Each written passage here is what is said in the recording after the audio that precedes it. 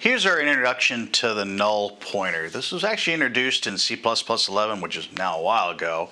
But the null pointer is meant to be the replacement to null, and it provides a nice type-safe, I hate being dyslexic, type-safe way of setting items to null.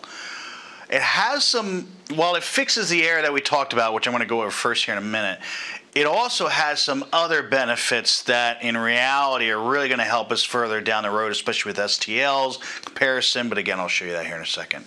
So how do we use this is, well, frankly, the second line, not the first line, it'll give you an error, but you know it's going to have to be assigned to a pointer. So it's looking for that star. So that's already a nice type-safe way of making sure that everything's good to go here. So again, it's really a null from a pointer. So again, notice the difference between the other null. I was able to assign it to an integer when we really didn't want it that way.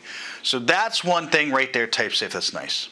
The other advantages of this is calling with the clarity or with no ambiguity here. Null pointer is comparable. So I actually compare two null pointers if I wanted to, and we can actually do some conversion of it, especially with some interesting code I'll show you here in a minute. But let me go over the first example here. This is exactly what you just saw.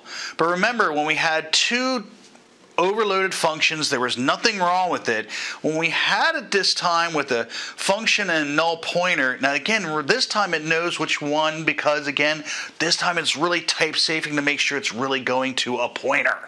So it knows, that's not a pointer, that one is. So it knows it'll go ahead and call the second function here with that character's pointer parameter that we have in this example.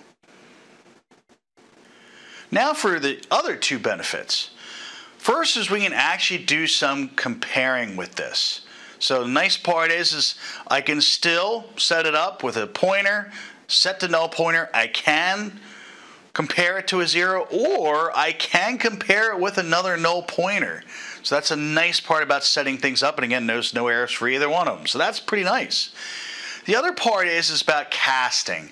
You know, when we have some interesting things about casting, we have to convert it or anything else like that, we can use casting to go ahead and set it to another type of, frankly, well, pointer that we really wanted to instead. So again, in this case, we had int and double. I'm going to convert it to casting it to an int. So now it'll know exactly which function that I wanted to really call out of all of this.